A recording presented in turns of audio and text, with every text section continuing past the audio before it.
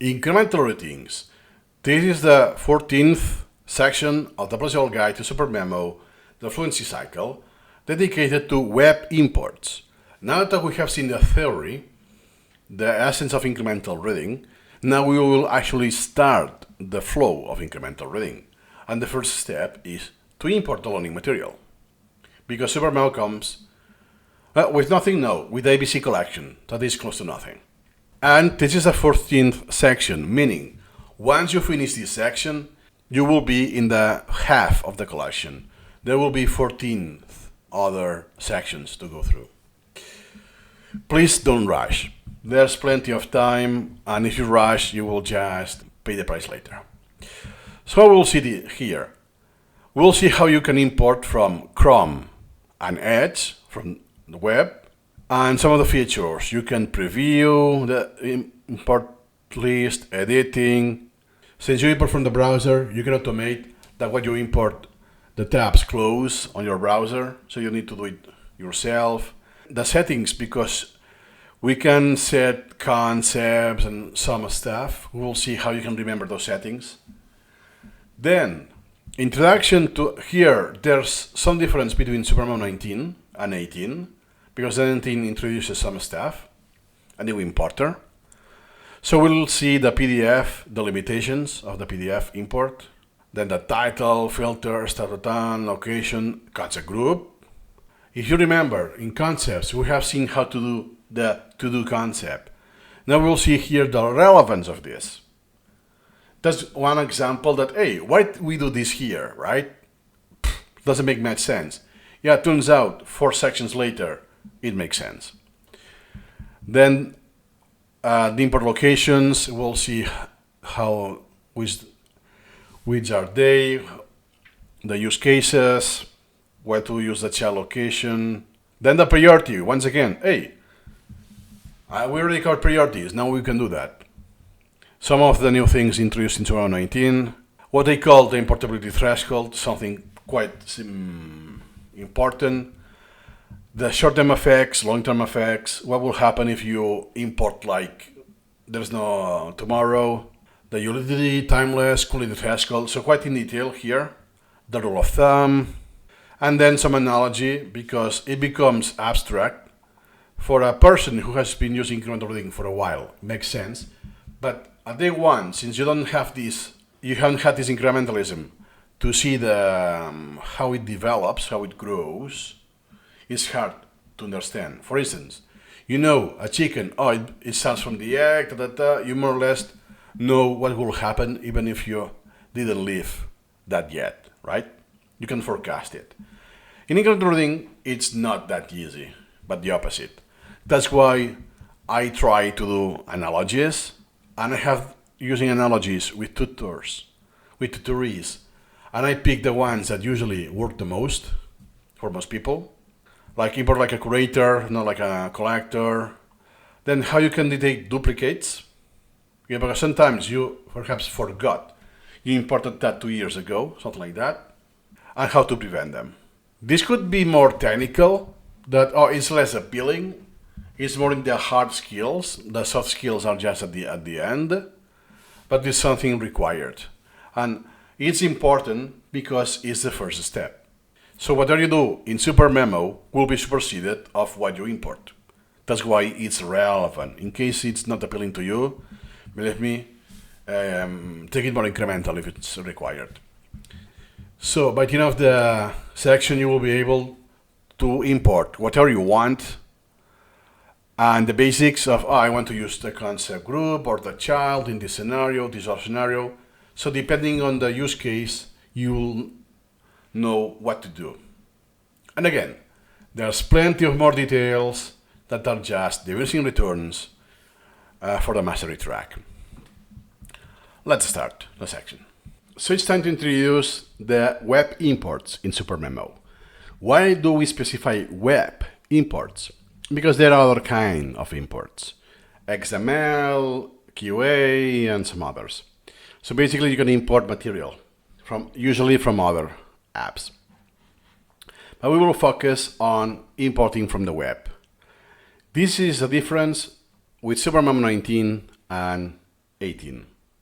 18 and older only rely on Internet Explorer, which is defunct, has been defunct officially for more than a year. And basically now you cannot import with it because a lot of websites refuse to render the website with Internet Explorer. So this section will be only for SuperMemo 19 onwards. So you can import from Chrome and Edge browsers. And that's the difference. You see it's web import, unlike the Internet Explorer, the old import. And this is different with this import. Can be files and folder, create text, XML, all of those. We will be seen on the mastery track only, by the way. You can forget about this because the Fluent will always import from the web or by copy pasting from the clipboard. That's all you need to know for now. So it's time to introduce the web import dialog. You can go to the main menu, edit, web import, or press Shift F8. Nice. So that's the dialog. We will see this dialog in quite a few videos because we will cover the stuff incrementally. Just to let you know that first, it's a dialog, not a window. Why? Because I cannot use SuperMemo while this is open. Awesome. Then here there's a little menu here with some options, another one here. Then we have some panels, location, priority, 2 checkboxes, this list, and the preview here. That's more or less everything we have.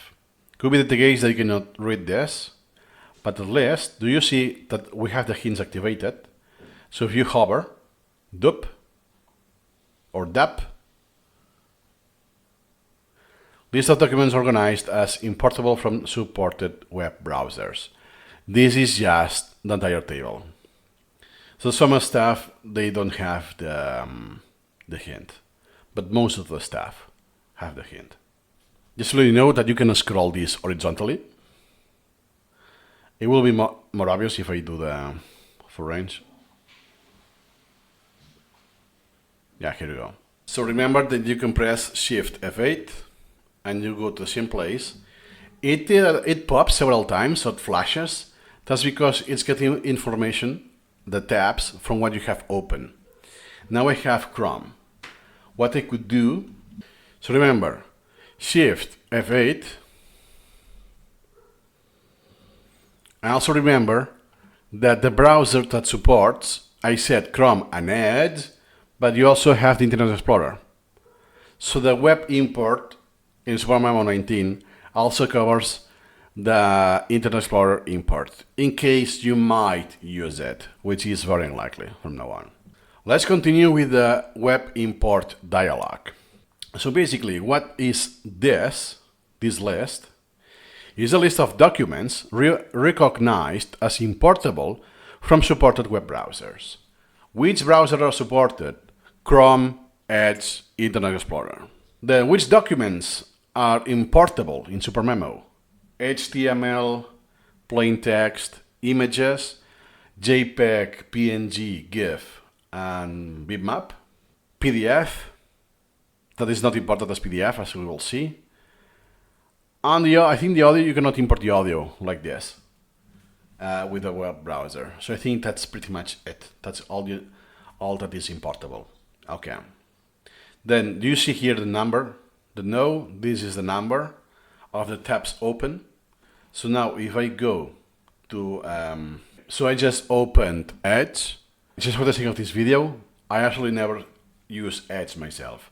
But hey, it's not there. Yeah, because this dialog scans what tabs you have opened on those browsers when it's being opened. So if I had opened something else, I'm not going to see it. So I need to cancel and then open it again.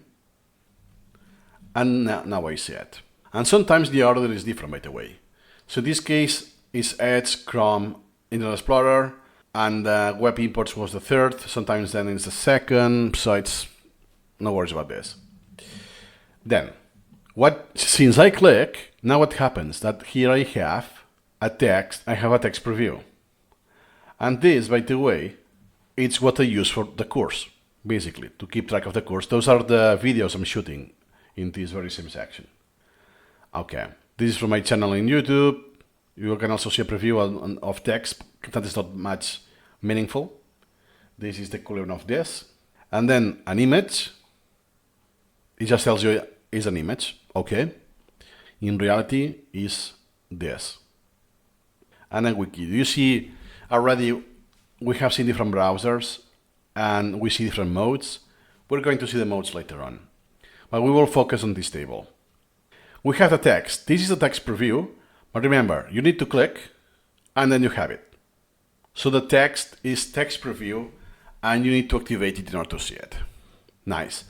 The address is the URL, basically. Nothing else than that. The title is how SuperMemo gets a title. We will see that with titles, here and there have a few limitations. Then we have another tab, another column that says dup or dap. What on earth is this? This means is short for duplicate. And here we'll see some stuff when something is duplicated or not. We'll cover this later on, no worries. Then this will remind you, the first two, as the browser window. You have the name, you have the numbers in this list, and then you can select. And this will select because you can trigger some operations that will trigger on only the selected ones, not the entire list. And now we're done. Let's scroll horizontally. Yep, from browser to the number. So those are more or less the columns of the table, and the details will be covered when we actually import. Let's continue with SuperMemo, the import browser dialog. So here I have the tabs open. We have covered the sections in the table, all of the columns and the preview. Then this is just the preview. I can edit that, right? So let's say I'm making this shorter. By the way, you can change the sizes at least. Not the preview, but you can change the sizes of the columns here. Then it's oopsie doopsie. I didn't want Internet Explorer, right? So you can select it, right click, and delete. Or press delete in your keyboard. And it's gone. But then it's, hey, where is Internet Explorer in my browser? Keep that in mind, it's being synced. Keep that in mind, this is being synced. This means that whatever I kill from this list, I will kill from my browser. Do you see Edge, United Nations? It's this? Okay. I don't want this in my list. I just delete it. In this case, it's informing me. Hey, browser tab already closed. And whoop, it's there. So when it's Internet Explorer, it's synced. When it's Edge, it has I don't know if it's an error that it tried to delete it and it said it's gone. Because now if we get to the dialog once again, it will see the Edge once again. Now I didn't get the dialog and Edge is gone. So theoretically it's the same feature, but it's bugged. There will be some exceptions. So this section of the course is exceptional in the sense that I'm shooting the videos with bugs included, because they are so consistent that there's no way I can do bug-free videos featuring those details, because they trigger too much. So remember this. There's a difference between Windows 10 and 11. Here I'm using Windows 10 with this potato PC. It's more prone to bugs. So if you use SuperMemo 11, you won't experience that as much. Nice. So now we know that we can delete, among other options. Here you'll see we have plenty of options. For now, we have delete. So we can fine tune this. Just to let you know that for me, there's not much usage for this. It only makes sense if I really want to delete it also from my browser for convenience. Other than that, when you close this dialog, it's done. You will select what you import and that's it. Nothing else. Or the case that, I have, let's say, 20 different tabs open and I had one extra that I don't want to. It's this only one. Let me delete it so I don't have to select all of them, but this one, For my convenience, I can just delete it. But if you don't do a lot of imports, bulk imports, you're not going to use this option at all. That has been a preview of how you can edit this preview list of what you're going to import in SuperMemo. Let's continue with the web importer in SuperMemo, and now we're going to see something useful. Okay, so it detected that what I want to import is memory. That's a Wikipedia article of memory. But hey, now I'm going to this forgetfulness, long-term memory, episodic memory, semantic explicit memory, different kinds of memories, right? So I want to import this right away. So I will do it again, Shift F8, boom, boom, boom, boom. Okay, I had all of them but one, forgetting. Awesome. Then a good option is this. Do you see here it says close? If we expand, it says close. That means that I can make SuperMemo to import the page of the, in this case, forgetting Wikipedia article and close that tab after it is imported. So I don't have to do it myself here next time and click delete. How do I know that? Here it is, close. So right click, and close. You see it says Alt-C, and now the icon changes. Now that means that once I import this, do you see? It's no longer in the list and it flashed that now it's no longer in my browser. That is especially useful in cases that you want to keep track, you want this synchronization, that you have a list.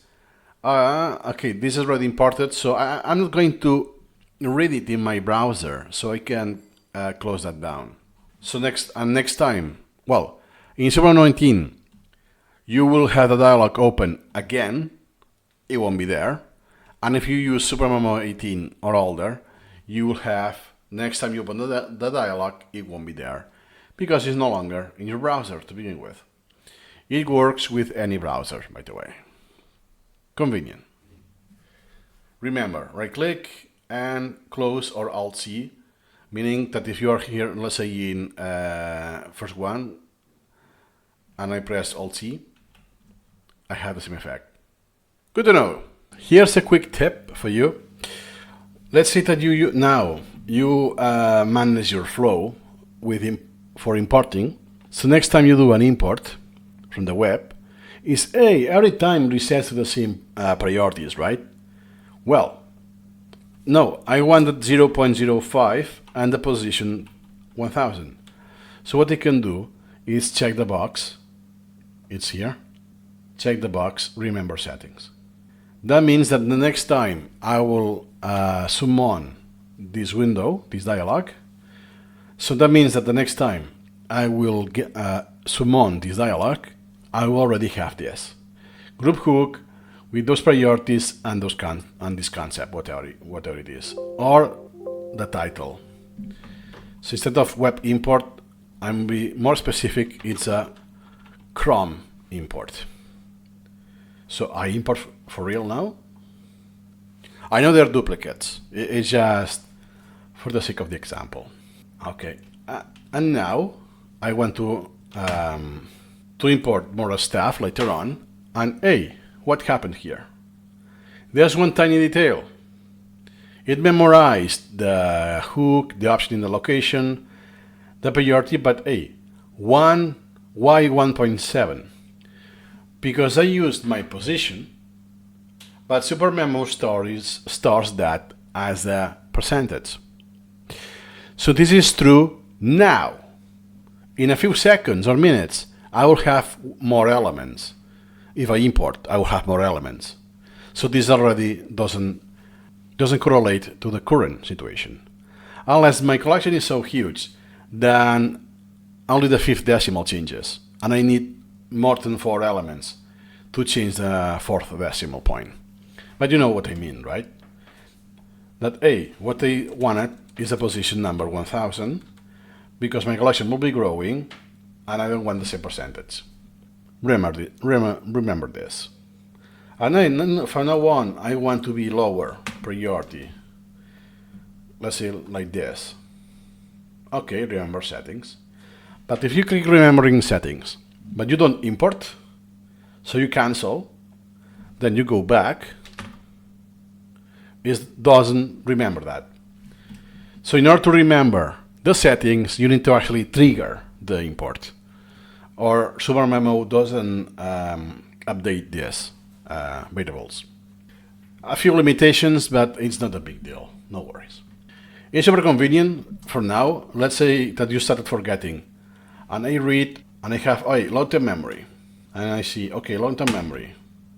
Ebbinghaus. Okay, what about him? It's been always a lot of people all mention them, right? What is mental model of memory? Okay. Short-term memory. Okay. So I'm importing here. And more or less, what's going to happen is that I want the same concept group memory that I will have. Now I don't have it, but could be the case that I have the same concept hook. And it happened that in my collection I have them all. Yeah, because I have dig a lot into memory myself. And here you go. 3 browsers at the same time in the importer. So now, I import this, I import that, and I have the same priority range, the same concept, Tomorrow, I start with language learning. Then I want a different concept, different range of priority for that session only. That's why it's convenient to remember the settings. You don't want the same forever. Anyways. So finally, after the web imports, one of the modes we haven't seen yet is the PDF import. Even though in SuperMemo 19, you don't actually import PDFs. You will import the plain text contained or abstracted from the PDF, which itself is a massive limitation. But first, let's see what can you do in case it's enough for you, so you don't need to rely on SuperMemo system with SuperMemo 18. Before that, PDF is designed to be digital printout, that it looks how you want. Not necessarily the content is there, it looks like it's there. So you have ligature, something like that is kind of cheating, but it is about how it is displayed. That is a massive limitation for us. So, the opposite of what you want for an active learning. You want a dynamic and fluid content, and PDF it's the opposite. It's static and final, which is good, but for other objectives, not for learning. If you use SuperMemo 17 or older, or 18 without SuperMemo system, the PDF add-on, that's what you will need to do. A very clunky manual process. You have a PDF, let's say this one. You had this on its own, you select it, copy, then paste. In this case, it pastes well. Sometimes you have line breaks randomly, and stuff like that, right? Awkward formatting, lost paragraphs because they are like in the footnotes, so they appear in a different place in the text, something like that. You could also do some online external converters, third parties. It's time consuming, sometimes add a lot of jargon, a lot of stuff because it's machine translated, and once again, only tries to have how it looks. It looks the same, not that the content is readable. And as a consequence, you have a loss of focus. Because you do the reading in a different app, you copy, paste, and stuff like that, right? That is how it was before. I'm not going to show how it is with SuperMemo Assistant, because we will have a dedicated section for that. And I mean, if I could totally summarize all of the friction, is that all valuable information is locked away in a PDF, usually outside of SuperMemo learning cycle. That means I cannot search for the contents because it won't be there. It will be on its own PDF and stuff like this. So now that we know more or less the background of PDFs, how it was done before with copy pasting and so on, and if you wanted an image, you had to manually copy this, paste it in SuperMemo. Oh my god, a lot of friction. So now that we know how it was before, now we will able to see how it is done now with SuperMemo 19 with plain text. So let's continue with the PDF support in SuperMemo 19 or newer. So what we're going to see in this video is actually how we can import PDFs. Technically, we don't. We will get the plain text. I have two examples. One about memory, but it's mainly text and only text. Okay. And the one that contains images, stats, graph, styling, indentation. So even though there's quite a lot of text, you will see some stuff that will be lost on import. Awesome. So same as always, we open the web browser, we open the importer, Shift F8, and you see the mode now says PDF. Awesome. So here I have the PDF. This is very friendly, it's plain text, and I already have the text preview. So actually, what I'm going to import instead of the PDF is a text preview. The very same thing here, but longer. This is capped. I don't know how much characters you can have in the preview. It will be this, and it will continue. So once I import, now I see the same. But it's way longer.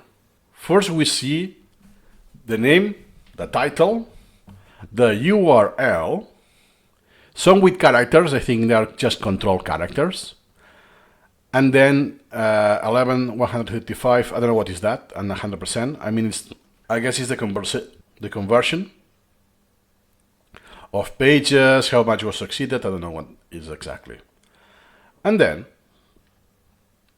this is just, if we compare, you have the contents, memory, and it starts at here, at the page 9. On the other, you have the contents, and it starts at the page 7. Okay. What is this? Okay, finally, the chapters. And here you go. So this is the page number, but since I see other numbers, I cannot tell for real if it's the page number or not. And now I have the text. So I have the line break hard-coded. So even if my component is wider, it doesn't scale. Okay, not a big deal. The line break, I can remove the line breaks if I wanted to. Not a big deal. But then it's okay, I have page break. So I can just get rid of this. And here you go, right? And I continue. Same thing. So far so good. Then chapter 2. So it's enough that if I really want, later on we will see how you can split that. I could manually do selections and extract that. So you have chapters. So in this case, SuperMemo 19 import with PDF, it's enough. But keep in mind, how many PDFs will you import that are just text only? Not many, I think. So if that is your case, you are good to go. I really suggest to keep this import method. And then the references, something we will see. You have the title, and the link. So it's everything as how you want it. No need to change anything. Unless you want the year or whatever that was, the edition or stuff like that. And this dummy you can just select, get rid of this, and that's it. So that is a good example of when SuperMemo 19 PDF import is meant to be used. So we are going to continue with SuperMemo, how to import PDFs with SuperMemo 19 or newer. So we did one example that was very easy, very friendly, because everything was plain text. Now we're going to try some formatting with images, some graphics, different indentation levels, stuff like this, right? So what's going to happen? Actually, we imported this already because we imported them together. So we see the same thing. The title is just memory PDF, okay? But what is at the end? We still have the URL. Yeah, so we will need to just amend the title. But wait a second. This looks super short, right? Yeah, it's the same as before. We have these dummy numbers. Then the table of contents, more or less what is this, I think. And that's it. Copyright 2013. Here you go. Page 4. Then all of this is completely lost. So not just the images or graphics, which I could think of, or tables, stuff like this is lost, is that the rest of the content is not even there. This is absolutely useless. One thing is, okay, I can at least read the content, and when I came across table or something, I can go to the original one and do the sniping tool, let's say, and I grab it manually. It will be a hybrid approach. But not just that, is that the text is no longer there. All of this is no longer imported. So what's the conclusion? For many PDFs, like this one, it's a no-go. You don't even get the plain text of this PDF.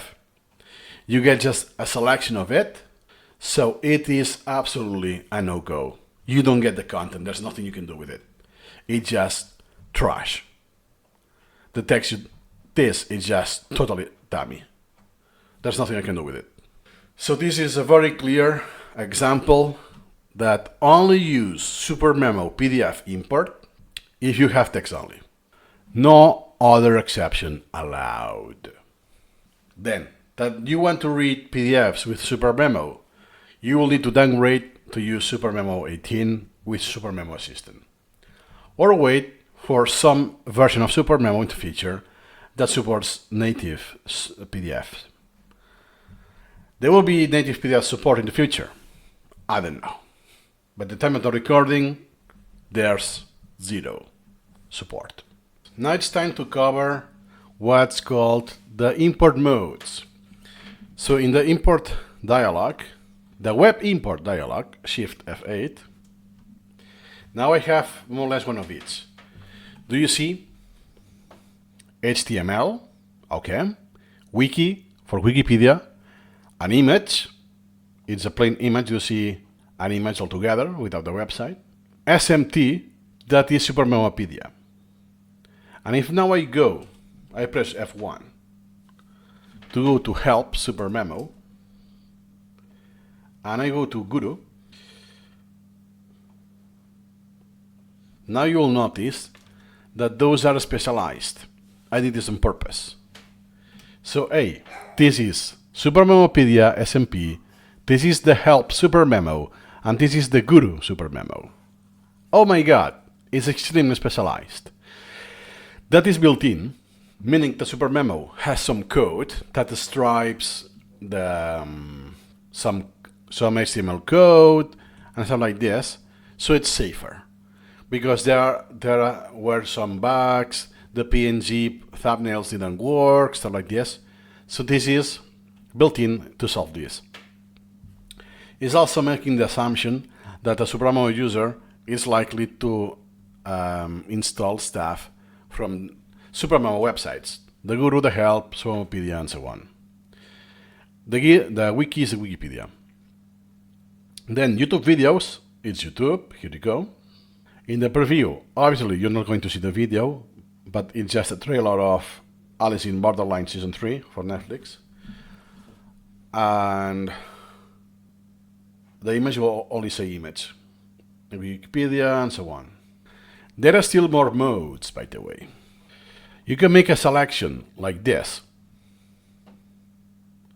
to become meta. So instead of importing the entire website, I will import only the selection. And this is true for HTML and plain text. Then link, press document, PDF, picture, So the only left is PDF, that I can have an inline PDF, like here. So now, if I try to import, we will see at least one of each kind. Do you see PDF, nice, Guru, Help, YouTube, SuperMemopedia, Image, Wiki, HTML, and this had the section. You see selection, the text says selection. So it doesn't tell me here, I don't know why, but I know it's a selection. Why? Because of the text. It's the same website, and I can only see this. Do you see? And here I have the same website with nothing selected. That's why I know it's a selection. Even though it's more implicit, it doesn't tell me here mode, help selection or something. So now you know all of the modes, and right away you can actually change that. We can have parse. So now this is parsing the HTML. It won't be a raw HTML. Or I can have link. So only import the links instead of the content. It's a preview, no worries. It's too much information, but it's everything that is available in SuperMemo 19. Do you need to worry about all of them? No. For instance, link is unlikely you are going to use it. Then, if it's the other wikis from SuperMemo, it's a good touch, but you can neglect that. That okay, good to have that, but I'm not going to pay attention to this. The only important is the selection, that is not obvious. Parsing the HTML when it's problematic. And the images that we are not going to cover in the Fluency track. So that's all you need to know about the modes to import in SuperMemo. And now we do the final action, is to import everything. So you can see the effects it has. Hey, what happened? It failed. Why? Because the parse HTML is actually using the article parser website, which is done by one SuperMemo user. It's a third party.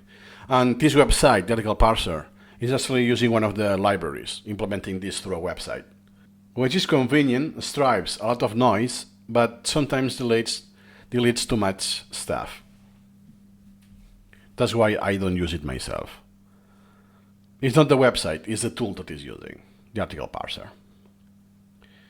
Okay. So now we have, hey, that's not what I was expecting, right? The PDF, it's just a link. Program of schooling, nice. Here I have the web import, but only the selection. Awesome. And here is the exact same article, but everything. If you already know, this could be Wikipedia, for instance, that, hey, I only want the definition, the first paragraph, and that's it. Especially if it's a massive article, then you can do it. Then the video, it applies the video template. We're going to cover incremental video in the mastery track. Then this was SuperMemopedia. Do you see it's clean and simple? You don't get how many languages, all of the menus, all of this is already cleaned for you. We imported the page. We imported this not as a page but as an image.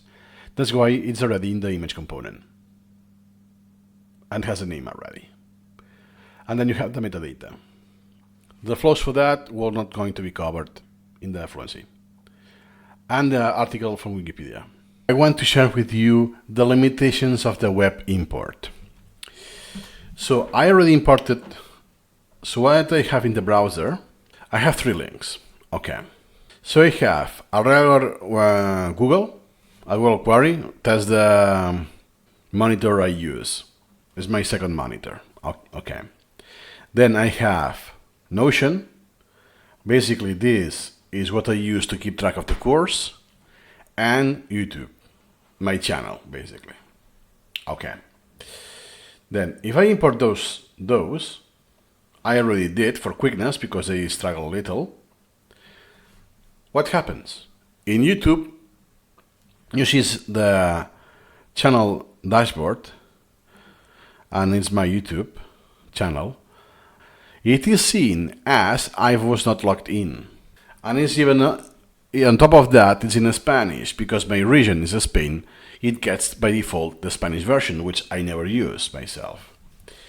Then, web imports pin memory. This is from Notion. And it looks weird like this. It loses the styling, and if I click, then I get the emptiness. But with the styling. Very weird. And then the Google search. It takes quite a lot to open it. So that's already something suboptimal. I don't know if it's parsing the images or what makes it so slow. Look at that. It's crazy slow. And it doesn't do a proper job. So, for reference, this is how it looks with the images and the links, and more images, and this is what I get. Those characters, first, this already means there's an encoding mistake, an encoding error, because I'm using a different language other than English. Usually that's problematic in SuperMemo. And look at the images. Absolute crap. And again, iniciar session, like to log in. Again, it's detecting like I had no login, and is in everything is in Spanish. Even though if you take a look, images, videos, products, I'm using the English interface. But since there's no login, it defaults in Spain, defaults to Spanish. Those are 3 kinds. Usually there's still more, like paywall, articles, stuff like this, but usually are those archetypes. Google, Notion, and YouTube, like this. That defeats the entire purpose. So you will have to copy and paste manually. We will see how to do that. So from the source of the page, not what you see, the actual source, the HTML code, to HTML code, and then parsing that. So it's sad. There are still more limitations, but for the Fluency, we're not going to cover them. But just to let you know that if you want to import HTML files locally from your computer, because you converted an EPUB, stuff like this, those are more or less an overview of the limitations of the web import. And if you ever see something like this, means no lag. You cannot import from Notion and many other places. It's not going to work. But there will be a workaround. So let's cover something. If you remember, let's cover the title in the web import dialog. If you remember, any element in SuperMemo has a title, right? What you see here. Okay. If I have this memory dash Wikipedia, that is the same title I have in the browser. Awesome. But it is not always like this. For instance, the second one says web imports is this, it's Notion, the URL is this, and the title is, it's pinned, it's just web imports. But what it says pinned, because in my browser it was actually pinned. So now if I unpin it and I do it again, now it says web imports and memory usage is different. It's the RAM it's using. So at least you know sometimes that if it was pinned or not, it will affect the title. Then the importer is bugged, and sometimes it will include the memory usage, especially if you use Chrome. I don't know why. Sometimes it does, sometimes it doesn't. I don't see how consistent it is, and sometimes even across versions of SuperMemo. The 1907, I think, this happened with Wikipedia. And then at 19.08, it didn't anymore. Stuff like this, what? That's why if I go to my imports, you can tell all of those titles are from Wikipedia, but what is this? This is Wikipedia, but I also have memory usage. Yeah, because of the precise version I use of SuperMemo. So basically, the title is the title you get on the browser or some other stuff, because it's SuperMemo doesn't do the job well enough, because cannot communicate remotely, or there's some limitations at some kind. So remember that the title you see here will become the title of the element, the topic you will import, which you can modify, by the way. So no worries if for you this is triggering, you could delete this, edit this right away. How? You will see in the next chapter in the sources section, but not now. Let's continue.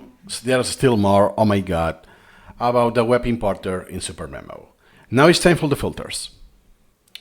So before proceeding, if you remember, back in the day in Internet Explorer, we had this built in already. You could import whatever, or just Wikipedia, or just YouTube. It was like bypassing a step that if I only want to import YouTube videos of what I have open on the browser, you will use this option, right? So it's the same philosophy. So there's no key binding to go there, but here we have this menu of sources. It's the same philosophy. YouTube will only display tabs open in YouTube videos. Or Wikipedia articles. If I click here, I select the ones in Wikipedia. By the way, it's not a toggle. Once it's selected, it doesn't deselect. You have to do it manually. If I do YouTube, it doesn't work. Why? Because this is a dashboard of YouTube, not a YouTube video. Then in this particular case, I'm not going to put the video, because I will trigger another bug in the importer, which will defeat the purpose of the video. But you get my point. Then you have for all the wiki, you have more, all of the PDFs that contain images and stuff like that. Same as the old Internet Explorer web importer, but the addition of PDF. That's it. This is convenient if you have multiple windows open with your own stuff. You only care about Wikipedia, boom, easy. Or that now you have a flow of incremental video and you want to import videos, then you just click YouTube, pam pam pam, it's a lot more convenient. At the end of the day, it's pure convenience. It's just the automate the clicking, the selection. It doesn't do anything else. Let's continue with the web importer in SuperMemo. And now something quite important, it's this. Location. Import to a single node or to a concept group or as a child of a current element. There are three location modes. We're going to see all of them in the Fluency track, by the way. Now it's just the introduction. So for instance, when you have email, you have an email address, like pleasureableLearning@gmail.com, I will go and check my inbox, because in my inbox I will have the new email, right, that I receive. In SuperMemo, how it works. Where is the new material being added? Is like an inbox in SuperMemo? No, there's no such thing. We have three ways. Group hook is, in this case it's English, is A, use the hook that we have seen of this concept, English in this case. So it will become the last child of the concept group, in this case the concept English. Child means whatever I'm currently now in the knowledge tree, make it a child, whatever it is, even if it's a random place.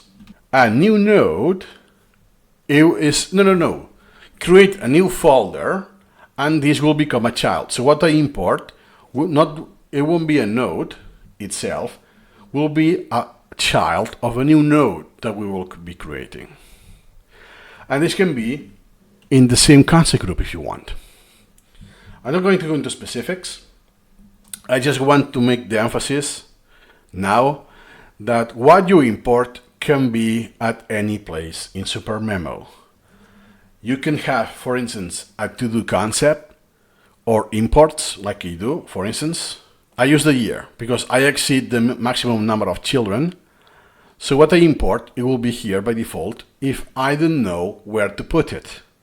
Doesn't have to be. It's not systematic that everything that is imported goes to that folder. So in SuperMemo, there are three different ways that you can add new material. From the web importer, by the way, because there are still more. Now let's continue with the web importing. So we are in the dialog.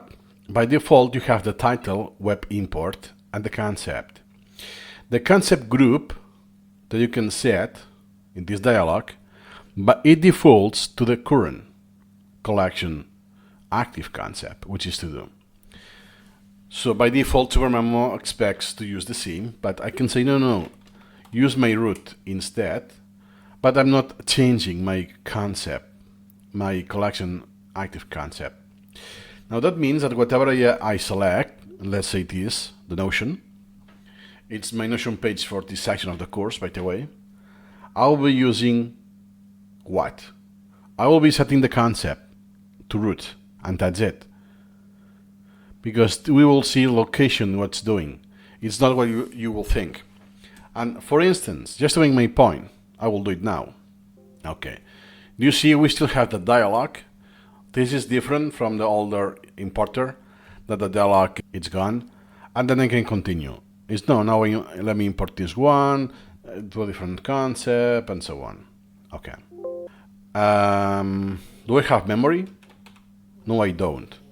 I will use cognition. But take a look at this. It's group hook. Remember what it is? The concept group hook of the cognition. Okay. But if I put new node instead, do you see what happened? The concept is cognition. I am in the concept group. Look at the ancestors window. I'm inside cognition, but I created this folder.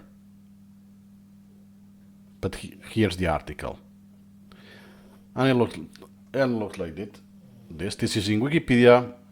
This is how it looks for me because I am applying some styling. It's not the default, and this is how it looks. The memory article in Wikipedia. So that's how you import. Then, if you noticed, when you import, you are actually forced to use a concept.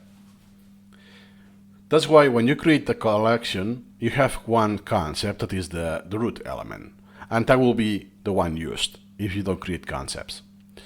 And it's another reason that you can create concepts like to do.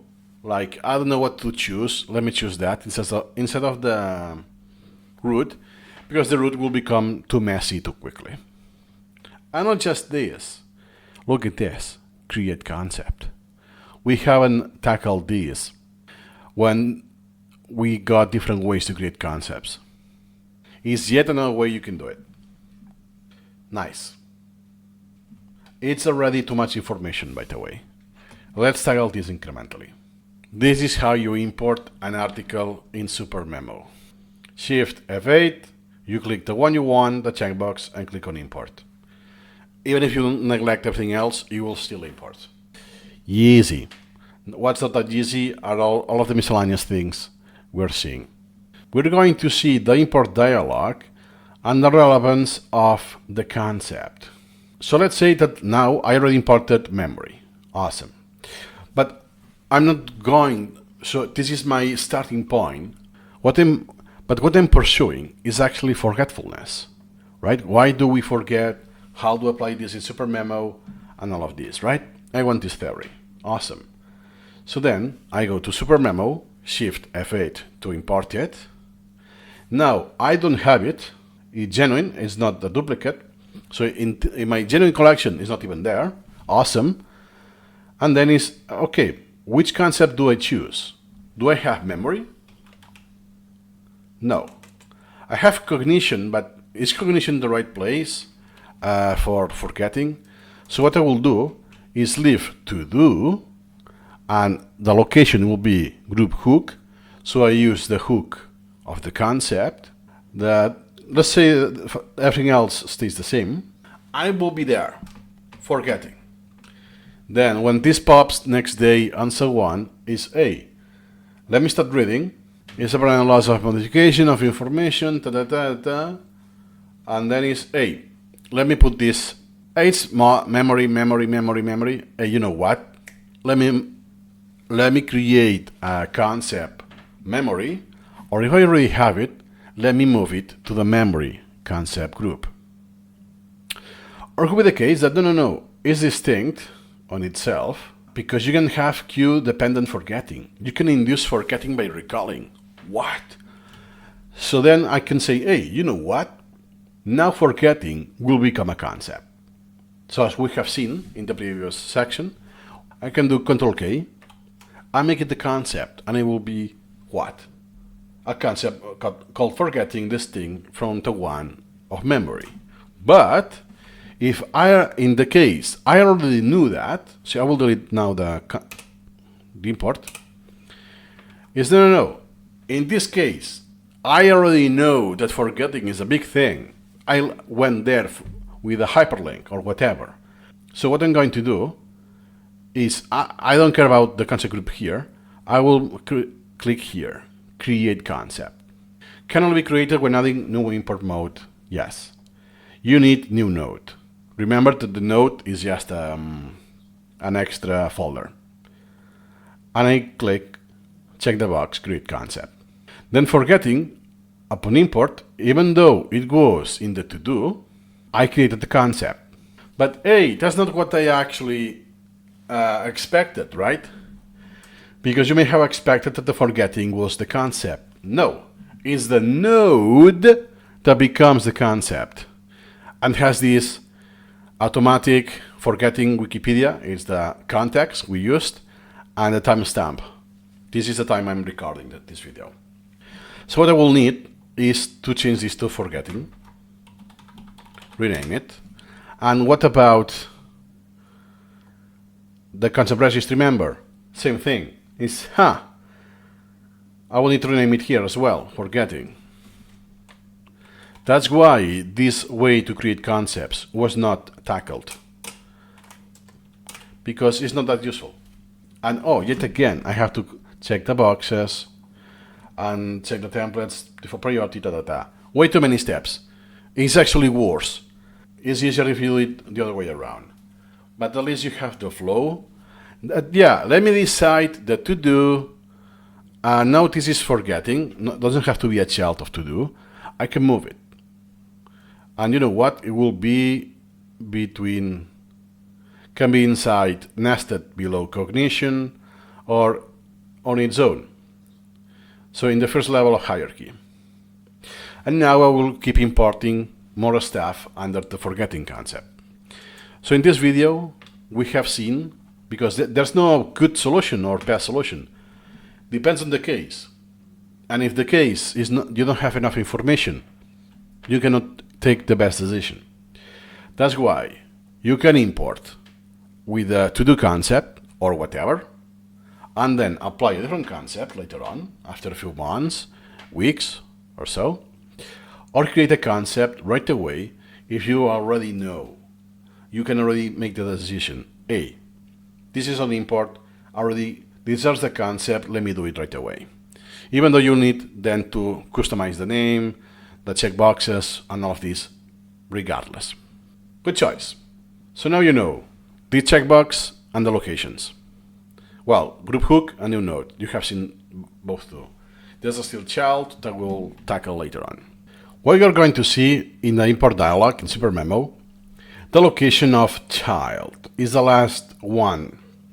So group hook is using the concept hook. Nice. New node is creating a folder on top of it, which will also use the hook, whatever that is used. Okay. And then child, it's different. It can bypass the concept hook. So let's say let's follow the same example. I have forgetting.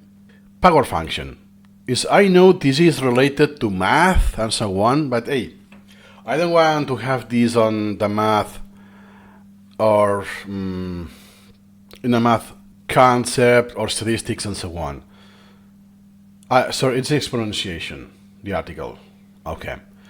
So for me, DS, since I don't care about mathematics beyond this in memory, I'm going to import it in the context of forgetting.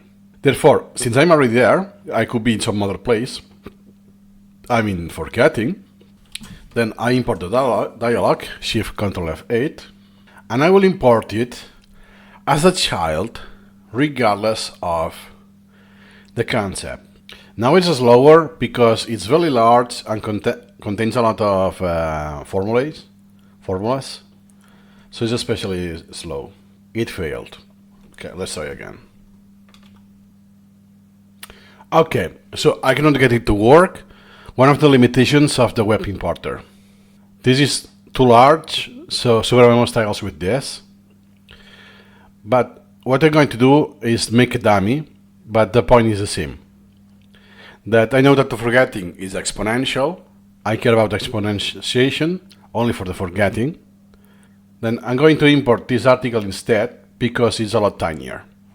Let's see if I can get it to work. Okay, finally. And then I select child. And what happens is that it becomes a child of forgetting because it is the place where I was in the knowledge tree.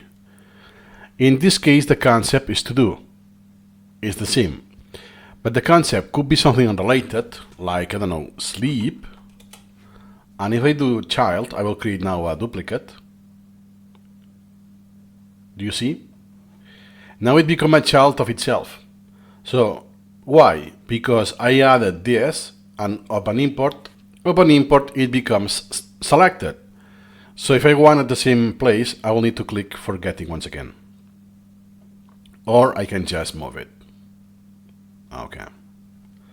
So now I made the point that there are inside child, there are a child inside forgetting, but the concept has not been used.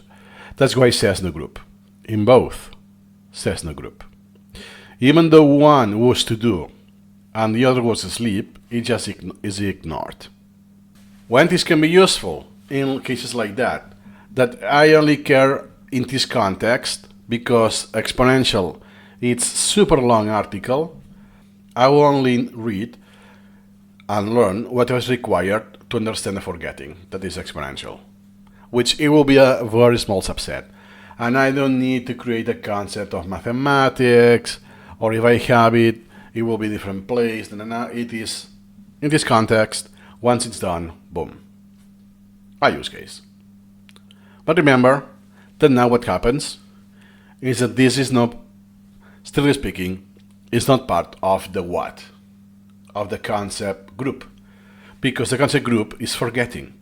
And it's assuming that all of the elements will have this set to forgetting, and it's not the case. That's why it's as simple. That's why I'm repeating this so many times. Because the official definition, it will be extremely hard to satisfy. Because the first time that you only need to do this once, child, and in a place that you have a concept, hierarchy down, the concept group no longer satisfies the definition in one action. With a built-in functionality, not that I do something that is not intended and so on. Here, let's start the considerations when using the child import location. So when you decide this child, new location, there's something you need to take into account, the behavior it has. Not just on the time of import, but in the future, in the long term. So let's see. There are structural and organizational considerations. First, accidental misplacement. That, hey, oopsie, I thought it was in a different place in the knowledge tree, right? I thought I was here. Perhaps I click on learn, or someone else click, and imported the child from here. Because imports the child on your current place in the knowledge tree. What's the best practice? Always consciously select the intended parent element in the contents window before you initiate the import. So you know that, okay, I first click, I'm aware is this, now I import. This happened to me sometimes, and yeah, you can move it manually, or you can delete it right away and re-import it if you detect it on the spot.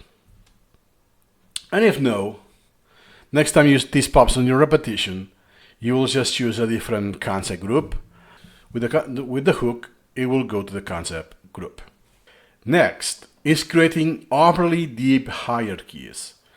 I can nest as much as I want. Oh, yeah, I have this about memory. I want the memory. Oh, about this detail. Oh, this detail. Every time it's a child. And I have 20 different levels of hierarchy nested down. In SuperMemo, there's a limit. By knowledge tree, not the source. The knowledge tree, so from the root, you can have 68 levels. You cannot nest further. Meaning that if you want to do a close deletion or an extract, you won't be able to in that level.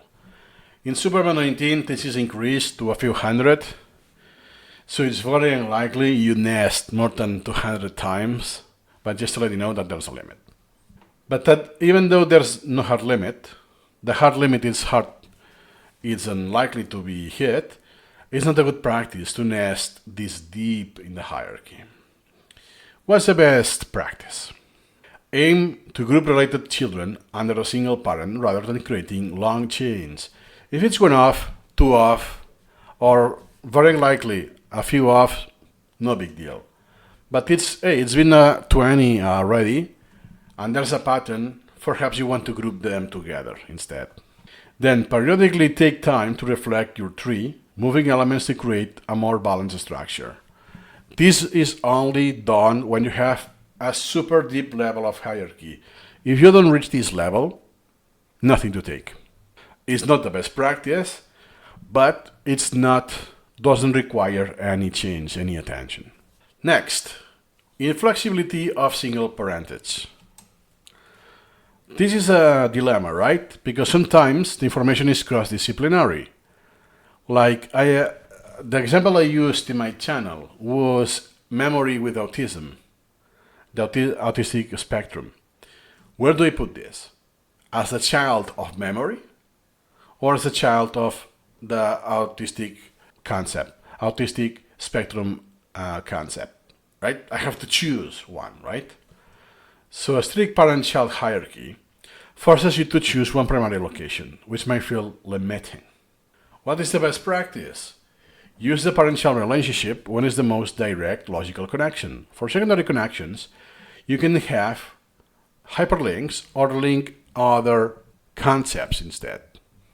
So it doesn't have to be a child, can be anywhere else in the knowledge tree, like if it's memory, it will be inside the memory concept group, But I will link the article about memory in the autistic spectrum will be linking to memory. So the concept set, it's autistic spectrum, but the memory will be linked instead. Something you can do. So those are the structural and organizational considerations when importing by child location.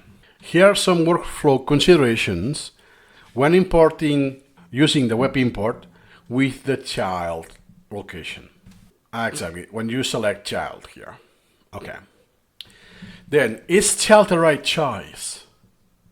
Remember, this can be done then when it's off topic or it's just one detail, like the example of I have a theory and one example from athlete, but in the athlete I don't care about him, like the high jump.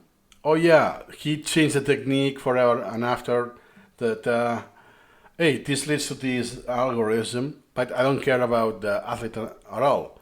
Then I will import the Wikipedia article of the athlete as a child, right?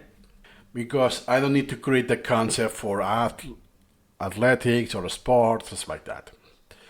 So you can use the group hook instead, biology, programming, and history, if you want to file new material into this category, regardless of what you're currently reviewing. So you don't care if it's not related, physically related. If you're very pro in knowledge management, no. This goes into sports category. What I mean category, I mean concept. This is good if you are systematic. And then, hey, where will I find that? Oh yeah, even though it's related to machine learning, this particular thing will be in the sports because it's an athlete. Then, you can use the other option, new node instead of a child, when importing a topic is unrelated to your current focus. So, even though it could be in any arbitrary place in my knowledge tree, I will preemptively have a new node that makes this, let's say, bridge. That, hey, it's something here that there's some link, but it's unrelated. For instance, I'm biology, a concept, and I will import with a new node because I have something in mathematics that could explain a pattern, but is just this very link, and it's unrelated. Everything else is about mathematics or patterns. That's why make this clear with new node that there's something in between, right? This prevents accidental misplacements, keeps different branches of knowledge, and in the future, since you will know this is a node, first you will know it's not a direct link, it's kind of related. It's also helpful for you, for your future self, to make decisions, because perhaps in the future you really dig into pattern, then pattern recognition, AI for pattern recognition, and then you will see that now I move it to a concept group that now I have, and my past self didn't. At the time of making the import, didn't have this concept. And one other detail is the maintenance overload. A highly structured tree, remember that the tree is optional, you can neglect it if you want, is not set it and forget it system. As your understanding evolves, you will also need to spend time reorganizing the tree, merging branches via concepts, merging concepts, moving topics, or creating parent groups, because I just had biology and that's it. But now that I dig further, now I need to specify that is cell biology or is physiology, something more specific and concrete, or human biology, because I also now have animals or plants or whatever. So using the child location extensively means you're committing this to an ongoing maintenance. I use it, yes. I suggest you to use it, yes. But when is the right choice? Not preemptively, without any consideration. That is the end, marks the end of the considerations when using the child import location. Let's continue with the considerations when using child import locations. In SuperMemo, so it's this one, when you select the location to a child. So now it's time to see the impact in the learning process. That is in the long term. What we have seen before, it's something you can do anytime. This is what will happen eventually. And the other is the contextual crunch. You rely too heavily on the tree structure for an item, and the meaning is an anti-pattern. For instance, when you see a close relation, now again I will do one dummy example, because I don't want to introduce material that we haven't seen yet in the course. Here's one example. So I see a random element, and okay, I know what it is. It's from plan, it's from SuperMemo, perhaps the hierarchy. So it's SuperMemo, more specifically plan, more specifically new schedule, more specifically upshift, So the hierarchy is giving me a lot of hints, narrowing down a lot already. So if I import children, topics as child, like this, can become that I rely too much on that. That the context should be explicitly on the question and not relying on where this item is located in my knowledge tree. So basically the question or close relation should be atomic and self-contained. It doesn't have to be, no, I need, to understand fully the question, I need to see where it is in the knowledge tree. This is one of the things you need to take into account when importing as children. You could be a victim of this. So what's the best practice?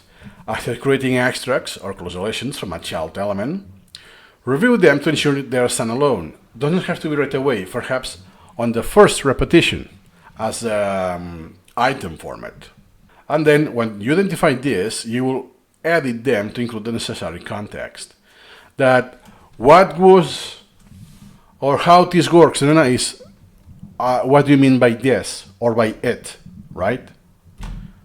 Oh yeah, because the hierarchy is telling me already the topic. I haven't said it's it's not the, what's the same, it's this. So here I just say SuperMemo. Then I will need to say, hey, in the plan window or dialog, which column tells you how much, Okay, it's enough for me already. But for this here, I need to know its plan. I need to take a look at the here or in the knowledge tree. The knowledge tree is here, I know. It's not updating, that's why I'm showing the ancestors window instead.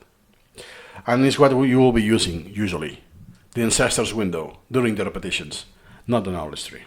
Now we are going to see how we can use priorities on import. And it's why, if you remember the concepts, this default priority is not going to be used at all in incremental reading. So I have this article, memory. Awesome. But my leading point is forgetfulness, right? Why we forget, and so on. Okay, so I'm going to import this, Shift F8. Here you go. Actually it's not in my genuine collection. Wow, I was not expecting this. Then do you see, you have priority, you have minimum and maximum. And yes, on import, you can only express in percentage, not in position. Maximum priority of automatically imported articles in percentage. Add P to specify position. I actually didn't even know that. So that means that I can say position 1000. So what I said at the beginning, that you can only use percentage, is actually wrong. You can use fixed positions. Or you can actually mix. I can say 0.05 and add to 1000, whatever that is in my collection. And then there's a minimum and a maximum, and SuperMemo will decide for me. This is useful if, let's say, I have 20 different articles, I import them already at once. I want perhaps a wider range, so they are not consecutive to each other. And also because I kind of, at some degree, overcome the priority bias. That's why I say a minimum, a maximum, and SuperMemo will choose for me. Let's see what he did. What it did. 1.1 or position 647 satisfies my definition. But I didn't decide 1.1. In SuperMemo, there's one option here. Download the original of the page. Basically, it gets the URL of the article and re-downloads it. You may think why this is useful. For cases where the article is updated. A specific, for instance, Wikipedia. Hey, I imported this 5 years ago. Let me get the version of today. So actually, if you have seen the previous video in the playlist in this course, is what I'm going to follow. So those are the duplicates I had in my browser. I have these open, and oopsie doopsie, they were in my collection already. And do you see that one is from this year, the forgetting, but this one is from the year 2002, from the year 2000. So what I can do you see? So now I have all of the contents. The limitation, do you see, all of those languages and so on, is because it's downloading the entire article, entire source, but in this case it's Wikipedia, but it's not using the Wikipedia filter that is applied when you import from Wikipedia.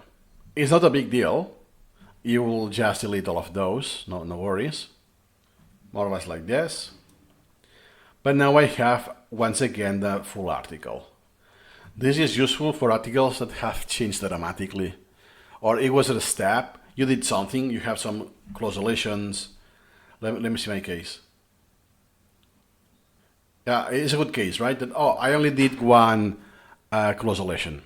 So I will keep that because the other thing is unvisited and I get all of the content once again after 5 years with up-to-date information. It's as easy as clicking here, download the original source.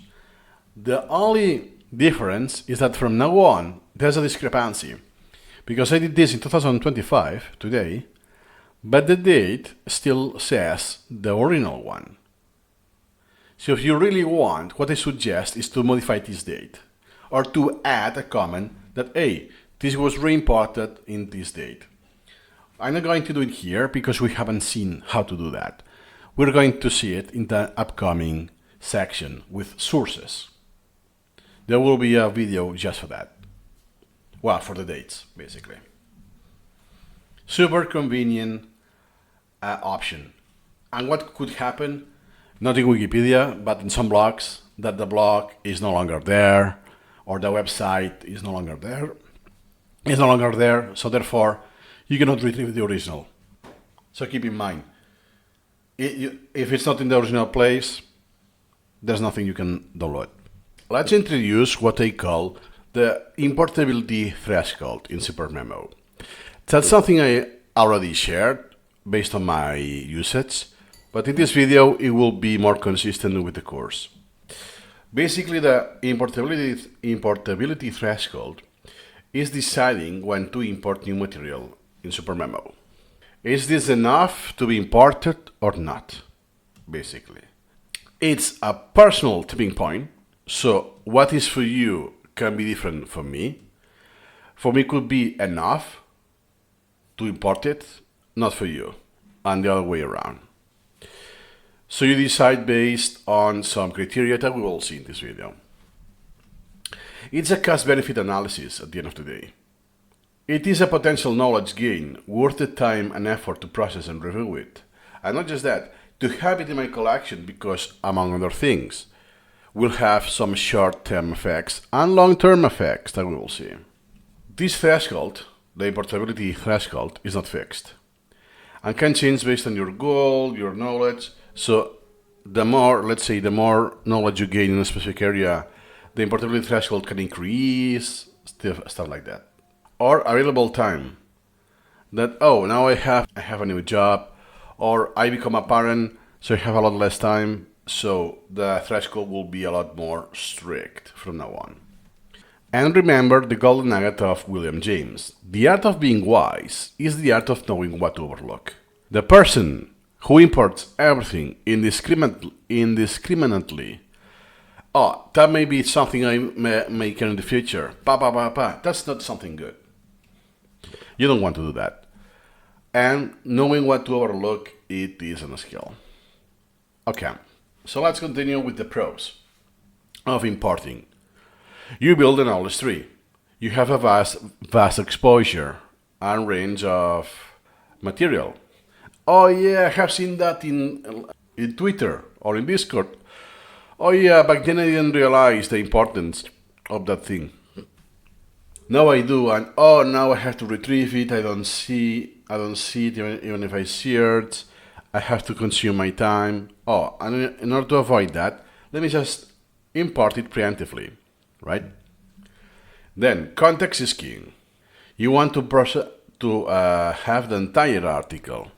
You may know that in SuperMemo, something we will see or have seen in this section is that you can import a section of an article right away. Then serendipity. You might discover valuable knowledge that you are actively not looking for because you have a lot of stuff in your collection. And this happened to me. But keep in mind, there are the cons for that. And then the efficiency. Save time compared to manual creating every single flashcard from scratch. More or less. Then, the cons, the other side of the coin. Information overload. You have a lot of stuff in your collection. You will have to postpone a lot of stuff. This can create sensation of stress, procrastination, and all of this. Lead invasion. This is not per se a consequence, but can be because you have so much material. Because of the incrementalism in parallel, it takes so long to build up the big picture that it's very likely you will have more glitches. Unless you are a true master, let's say, of incremental reading, which is not going to happen. Not at the beginning. Then passive and active learning basically is just because you import indiscriminately, that doesn't mean you are learning. And that's something I could say I did. So I imported a ton of stuff and I only created preemptively one flashcard, one extract on a flashcard right away to have the definition, at least, right? So a lot of Wikipedia pages, but at least I have the definition. I have that flashcard. So then I have a lot of flashcards that bypass the incrementalism, and then I realized I'm not learning anything because I'm not reading anything on that. They are just waiting for the repetitions. So it becomes passive at some degree that, yeah. And then, that's more important, priority dilution. Compare. I have 10,000 elements in my collection. But now I do import, right? My importability threshold is very low. I will have 50,000. Now it has diluted a fifth or 5 times. So the priority range of one element, now it's filled in with 5 elements, not 1. Increases the difficulty, that increases the difficulty of prioritizing. And it's exponential. Well, it's linear, grows linearly with your collection, but the mistakes you do, or let's say not a mistake, but the optimization, meaning it's a good choice, but not the optimum, you will pay a higher price for those mistakes. So, it is not the mountain we conquer, but ourselves. Here's a golden nugget. You don't have to conquer the mountain of topics piled up, metaphorically speaking. That's never the goal, is to conquer the learning. Then, let's see the short-term effects, also known as the honeymoon phase, right? That, you're in love, everything is ideal, stuff like this. The initial motivation boost, it feels productive to quickly build a large collection. That, it grows so quickly, have a lot of stuff. Sense of security, that I feel secure in the sense that I have captured the knowledge. The opposite of the fear of missing out. Is no, I have it in my collection. It won't happen again that, that article that was shared in Twitter, that now I'm missing out and so on. No, it's in my collection. Perhaps I cannot retrieve it now because I don't have the keyword, but I know it's somewhere in my collection.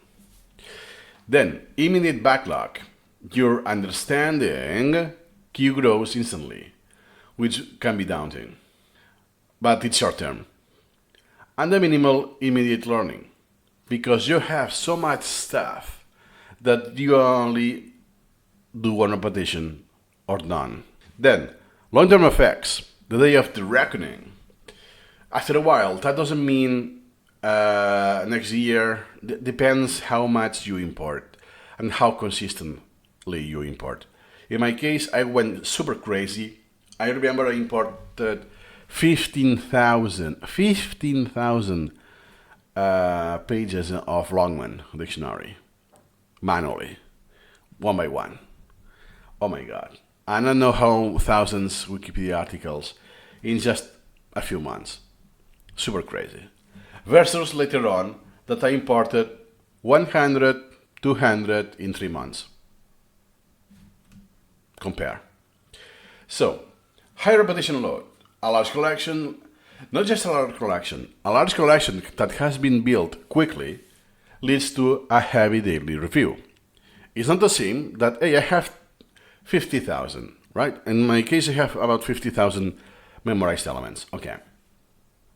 It's not the same if I invested 5 years to get there that if I just did it in 6 months.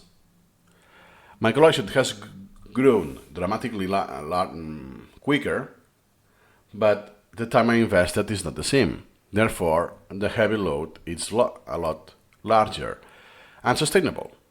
So even if it's my full-time job to use SuperMemo every day, 8 hours a day, it's impossible to do it. Therefore, you will have a knowledge cohesion, or chaos. What's the good outcome? If processed well, you build a robust, interconnected web of knowledge. But in order to do that, you have to select very well what you import. More importantly, from what you import, you need to prioritize well. That will make the difference into a good outcome and bad outcome. Priorities. But you don't know how to, if you're following this course, it's too soon to master priorities. I still have room of improvement, and it's been 5 years that I have been prioritizing systematically. So it doesn't come overnight. Oh, it's a bad outcome. That if neglected, not because you won, so you neglected this consciously, could be because of bad or lack of prioritization, most likely. You create a messy, fragmented collection. Forgotten articles, in the sense that, oh yeah, it's in my collection, but I don't know where, and difficult items, because you did an item in isolation, because the rest of the repetitions of the extracts or the parents of the same article are waiting. You have reviewed nothing. And that was my case, and even after a year, I was in the same place. The overload was so heavy that after a year, I only did the item I do right away, or in the first repetition. And I only have the definition item, to call it like that. So I have a few hundred definition cards, incohesive, so unrelated to each other, of a lot of things that I imported. That's a bad outcome. But we're not done yet. The long-term effects is the burnout potential. Because you have a lot of workload, you're feeling this, that doesn't add up, or where's this? I cannot connect this with something I know. I'm overloaded. And now is a checklist to more or less assess, is this worth? Should I import this article, video, audio, whatever? So it's not just text, remember this. So this is one heuristic. Ask these questions when hitting import. We have relevance, utility, timeliness, quality, and uniqueness. Perhaps this is already more important because of the age of AI.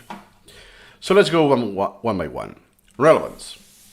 Is this directly related to my current learning goals or high priority interest? If I know, because sometimes when I start reading, Then I realize, hey, this other thing that I didn't even thought of is actually quite relevant. Not the top, but the second tier, let's say, right? So if you ask me today, I won't import that today, but then once I read and I have more knowledge, then I realize, I actually need that. Boom, and I import it. And what is good to know, and what is good to know, that is, where I draw the line, right? You have to do it somewhere. So here's one thing. Here's one criteria. If it's not relevant enough, it can wait. When you have a goal that is more similar or more directly relevant to that, could be knowledge, let's say, then you can do it. Next is utility. Will I realistically use this knowledge in the future? It is foundational. It is foundational. Even if it's not today, you will import it. Because it's, let's say in mathematics and some more on STEM fields, it's more hierarchical knowledge kind of thing. So you have the foundations and you need the foundations, basically. But on the other domains, it's not that obvious. And I'm guilty of this. I have imported tons of material that realistically I knew I'm not going to use it, to apply it in real life. Meaning that the only place I will see that and apply that is within the app, within SuperMemo. Why importing it if I'm not going to use it? Good to know. Could be pleasurable. The action, the process of doing this, it's pleasurable, can be pleasurable, but the outcome, it's useless. This knowledge that I will have gained cannot be applied, or I don't see any realistic use to apply that knowledge. Timeliness. Do I have the time to process this article and convert it to flashcards within the next few days? It's not the best phrasing, so you can get the idea. Remember that it's incrementalism. These few days, let's say, equals 20 minutes of time, but won't be 20 minutes of tomorrow. Just 20 minutes of 2 minutes today, 5 minutes in 2 weeks, 8 minutes in 2 months, and so on. So if you group that together, it will be a while, right? So I don't know how to say it in plain English. So basically, it's something that is within your hands. It's not that, oh yeah, it's some material, but I have a lot of semantic distance. It's a lot of material that I don't know. I lack the foundations. So imagine that I want to read an article about quantum physics or quantum mechanics, and I lack all of the basics of math and physics. I have this import, it's way too premature. It's way too soon to import this now. I cannot. It is directly related to my current goals, yes, but it's realistically used in the near future. Or in the future, yes, but not near future. It's foundational, could be. On this domain, it's foundational, but I don't have the time for that. I will need some years until I have the base, required basic knowledge to understand. I'm getting this example of quantum mechanics, but could be anything. Imagine it's nutrition. And the nutrition articles are using a lot of chemical jargon. Yes, now with AI, I can help on what it is, what is that, but you know what I mean. It's too soon to import that. Next is the quality. Is a good quality source or is superficial? Sometimes it's not that easy to tell, because it starts really well, really high quality, and then it becomes a filler, and then it's super low quality. But you cannot assess this heterogenic level of quality until you don't do the repetitions. You don't actually start reading. But most of the time, just based on the structure and so on, you can take a good guess. There will be some cases that, oh shoot, I was wrong. But most of the time, it will be enough. Then if you already see that, oh, it's a blog post, there's a lot of fluff, or how it's written, it's using weird grammar or even grammar mistakes, but the content is something I care about, could be the case. That, hey, it's about space repetition, this niche, for someone who is not used to read or to write, or is his second language, is doing a lot of mistakes, I will still do it. I will still import it because it's directly relevant to my goals, is as realistically applicable. Like tomorrow, I will apply it, and I can do it in 2 days. I can do it in quickly, and it's unique. The next thing we'll see now. And uniqueness is that, do I have this already in my collection? For instance, I was reading, let's say, something more cliche. Now I'm hitting my late 30s. Bro, I know I'm starting the aging process, right? Even if I don't see gray hair, all of that, I know it's very soon, this to hit. Hey, let me start with what I could do to increase my health, or not to increase it, to maintain it, so I don't lose it. So you start reading about the hormones, vitamins, all of this. But then, as I keep reading, it's, oh wow, now what I need is strength, is more important than you might think, this and that. And then let's say that I go to the nutrients, to the diet and supplements, and I said, okay, creatine. Oh, creatine is quite good, it's well researched, and it's not just for the muscles, it's just cognitive advantages. It's okay. Then I read about the dosage, the effects, so then when I discover that it's not just about the muscles, the strength, is also the cognitive on the brain effects, what happens? That I already have material in my collection. It's just some other details or layers, nuances, that for me I do care, because are very high importance, are very relevant, are very useful. I'm going to implement this on my life.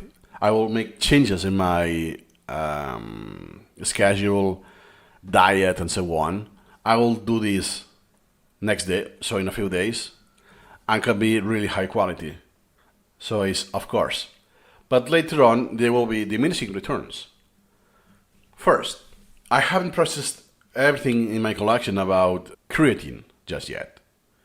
I'm mostly done, but hey, could be the case, I still don't know, that some article, then they will talk about the cognitive effects in the brain. It's just that I read this in one of the articles. So the more articles I import preemptively, while I'm reading incrementally, I will have more redundancy, meaning less uniqueness. Then these articles that I'm importing, 90% of the article, I already know the content of that. It's not new. But contains, let's say, 10% of something that, this detail in the brain, not the strength. That's what I'm pursuing. Then this justifies the importability threshold. And then later on is, I'm sorry, but it's not enough. Then the rule of thumb. If the answer to the more questions is no, it's probably better to skip import. But it's a rule of thumb. So it could be the quality is low, like how I mentioned before, or even the uniqueness. So two at the same time is, it's borderline, but it's still useful to import it. But if it's not relevant, it's not something that I will, I don't know. Something that appeared the other day, I forgot the precise word, but some of the demographic effects in the canyons in the US, how they look because of millions of years is, oh wow, it's just, there were pictures and the background was just for aesthetics. It looked awesome as a background, but it was not the point. At any point was not any reference to that. But then I just looked, and it's, I can read of this, how this process forms in Earth millions of years ago, how the chemical composition is, all of this in the canyons, but it's not relevant to any of my goals, loading goals. With this knowledge, I'm not going to apply it anywhere. I'm not having any flow that will require this knowledge and apply that knowledge. So if I don't hit those two, and the other three, let's say they checked, it's very borderline. So this has been the practical guide to the importability threshold. The questions you should ask to yourself if it's worth importing it or not. And remember, if you import indiscriminately, which you're free to do, you will pay the cost, but you're not going to pay it today. Your future self will pay the cost. Here is one analogy so it's easier to comprehend. Imagine a low importability threshold means you import a lot of stuff very easily. It's like buying groceries for a month without a meal plan. You go to Target, you buy a ton of stuff, but what happens if you don't have any plan? You might end up with a lot of spoiled food, especially the raw, depends on the country, but at least Spain, you will buy a lot of raw food for salads and stuff like this, right? Mediterranean diet. In the supermarket, yeah, they have some chemicals, so they still are preserved for a little longer, but this happened. Oh, it's on sale, it's cheaper, boom. I bought a lot, but then I had seeds of plans. I'm going to a little vacation here. I'm not going to be at home for 5 days. So a lot of food is spoiled. So more or less is the same thing. And then the other way around, a high threshold is like daily shopping for extract what you need. Like, I don't know, I only shop for today and the next 2 days, and that's it. I'm constantly buying things. I don't do a large groceries. Because you do it that frequently, you do it more incrementally. You also have a higher threshold that, hey, if I'm not going to eat this, or I think I'm not going to need this in the next 3 days, I'm not going to buy it. But could be that I'm going to buy it in the next week. Right? I think it's a good analogy. So all of the spoiled food and so on, it will be the dummy topics that are just noise, are not relevant, or you are lost in the knowledge tree and so on. In SuperMemo, or should I say in incremental reading, you are a curator, not a collector. A collector is a person who collects everything indiscriminately. You perhaps want to have this flow in personal knowledge management. But SuperMemo is a learning app, not a personal knowledge management. And basically you create, it's like a list of movies, a list of books that has been curated for some person. You could agree more or less because it's at some degree subjective and so on, but that person has curated the list of books. It's not a collective that, no, here's the list of all of the books I have seen that mention space repetition versus a curated list of, hey, those are good resources about space repetition. It's a very dramatic difference. Then, you can raise your threshold because I take this for granted. Usually, you have it very low. You can raise your importability threshold. Be highly selective. Your time and memory are most valuable resources. And you will indirectly, you will make yourself a favor. Not just you today, but your future self up to some years in the future, because everything in SuperMemo will be easier to manage. The subset procedures will be easier. Prioritizing will be easier. The searches will be easier. You have less candidates. So you have less difficulty added when learning about SuperMemo itself and incremental reading. And when you are a master, then if you want, you can lower your threshold and import more. Then process immediately. Adopt a process as you go mentality. Don't let the backlog accumulate. You have to interpret this. Process as you go is, I have this goal, so therefore I always act upon my goals. I want to learn this new language, or I do require stuff for my job, so hey, how do you do databases, quality assessment, marketing, whatever, right? Stuff like this. You will accumulate the backlog of the remaining stuff that doesn't contribute, that doesn't check the boxes. And prioritize ruthlessly. This is always the case. So Regardless the scenario, regardless the context or the case, always, it's a premise you cannot sacrifice ever. Prioritizing, priorities are boss. You need to focus on the material of your highest impact on your goals. How? By priority, by sorting by priority, with some fuzziness, but sorting by priority. If you don't prioritize, you are doomed. You cannot achieve success in incremental reading without priorities. It's like trying to live without breathing. You need to breathe. To wrap up the video, the goal of SuperMemo is not to import the internet, a copy of whatever is already there, but is to build a personalized, customized, high-quality knowledge base, not personal knowledge management, by the way, that serves you for life. Is a selection of what is there that is the most efficient way to get what you need, according to your goals, needs, and requirements. And since this funnel is very tiny, it will be a 0.000 many zeros percent of what is already there in internet. You have priorities, so you have what has the highest impact. You can think yourself as a museum curator, carefully selecting only masterpieces, because in the art gallery I can have the one in France, I think they will have a few thousand, I don't know, but still it's limited. I cannot have every single painting ever created in humanity, right?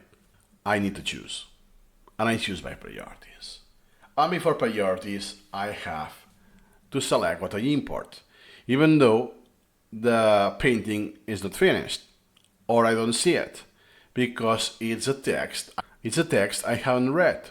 I have a hunch it will have the value. So there's some degree of uncertainty. Yeah. But all of this that we see still applies.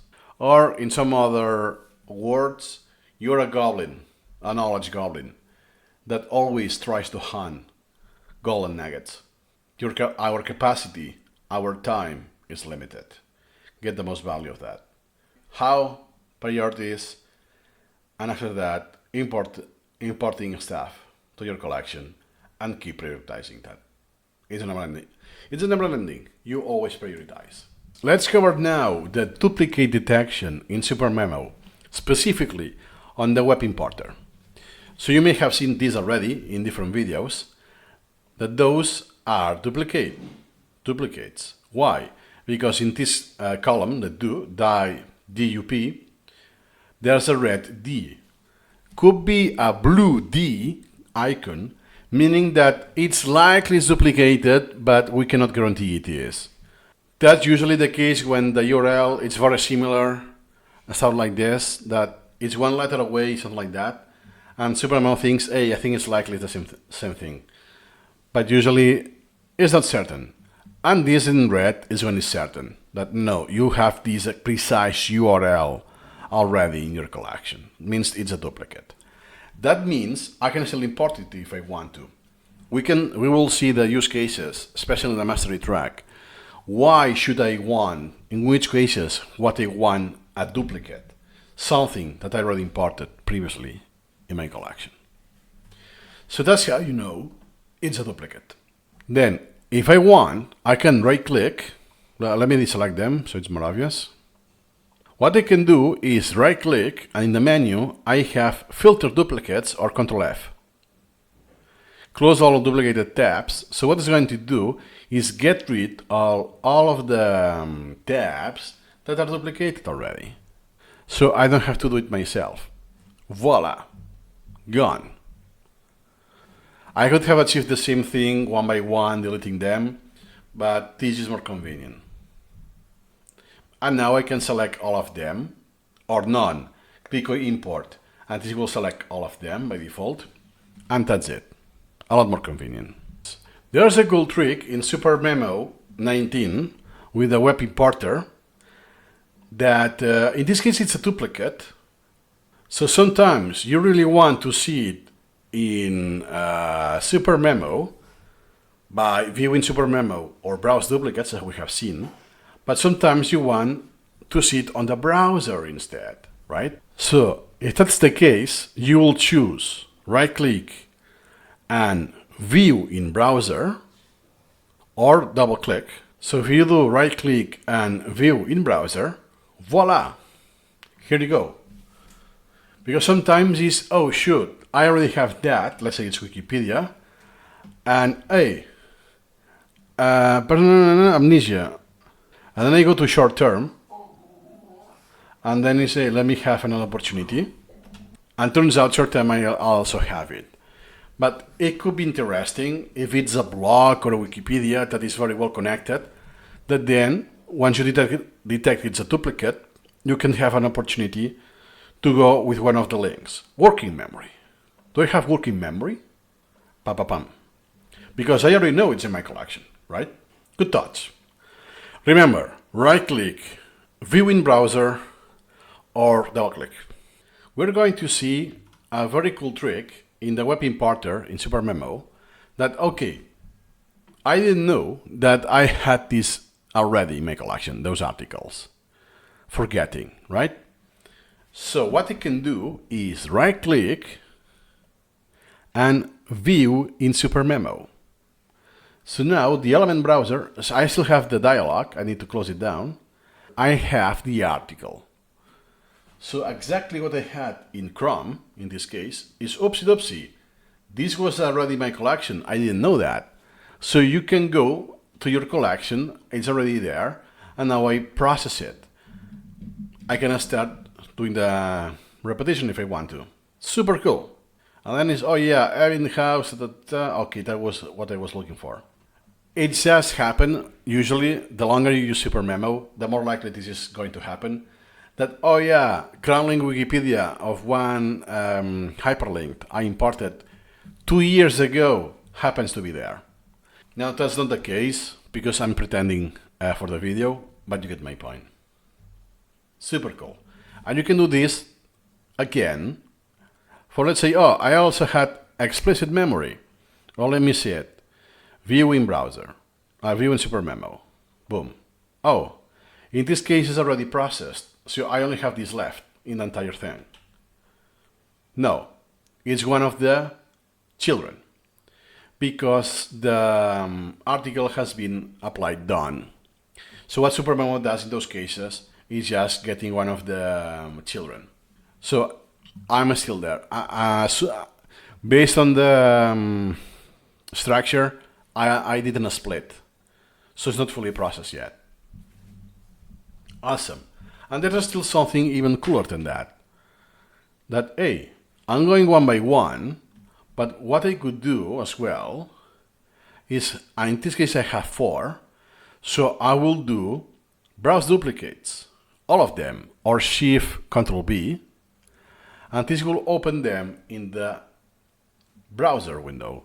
That's the one that I applied done already, forgetting the one which is seen, and the remaining 2. Look at this. This is from 2020, August. Wow. Oh wow, so by just three days shy of 5 years. Wow, massive deal. Look at that. And this one as well. Exclusive memory. That's the one we went before, yeah. Because the parent is already gone, so I had one random child. This is awesome because imagine that I can start a subset if I want to. Or from this, something we'll see later on in the course with subsets is, okay, I don't care if it's not the most parent article, it's a child, because what you can do now is, let's say, the sources or descendants, let's say, patapum. So now I have them or just all of the extracts I did, extras of extracts, and the items of those extracts. Now there's only one because this is still too new, is mostly unprocessed. But if it was mostly processed or fully processed, you'll see a ton of items here. And then I could do a subset review, stuff like this. This is super, super convenient, especially the case when you realize that, oopsie doopsie, I had this in my collection. There was a connection that I was not aware of. It's not the point of this video. We will get there eventually in the course, and it's super extremely convenient option. Even if you don't remember the key binding, which I don't, it's this option, browse duplicates. So what you're going to cover now is how you can detect duplicates or prevent duplicates on import.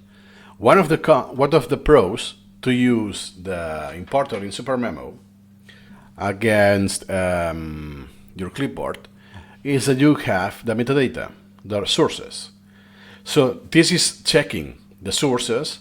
Hey, is this email address, is this address already in your collection? Yes, duplicate. Do you see the big red D, dup, for duplicate? Awesome. So everything in the list is already my collection. Everything is duplicated. There's another scenario that could be something new, a brand new, but it's duplicated on my browser. So I'm going to do forgetting curves. Okay, so I have forgetting curve. And I go to the forgetting here, and I didn't realize they went to the same place. Sometimes they use a different name, or they go to a redirect. So you see it says memories, but the article is actually memory. So perhaps you don't even notice. Now I have forgetting twice. Okay. So now let me delete it from my collection. So it's not flagged as a duplicate, but it's going to happen something. Because it's not in my collection. Sorry. Yet it is. Do you see forgetting here? I had it another copy. Then I already detected this. But if I didn't know that, I can right click and view in SuperMemo. And I already go there. Oh, what is this? Alt C. Here you go. Nice. So once again. Awesome. Do you see the D is blue? That's because it's duplicated in the list, not in the collection, because it's the number 4 and the number 11. But if you pay close attention, the D only happens once. So why not the D is in the 11th?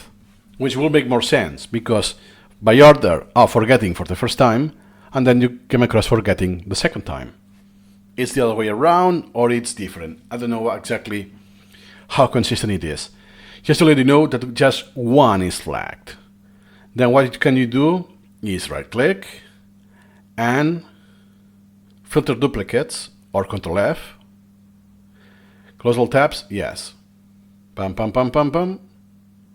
Cannot close this tab, yeah, because it's pinned. Cannot do that. So it duplicated the red ones, so already my collection, and the blue ones that were in the list. In the browser, actually. That's everything you need to know about the duplicates of the web importing. See you incrementally.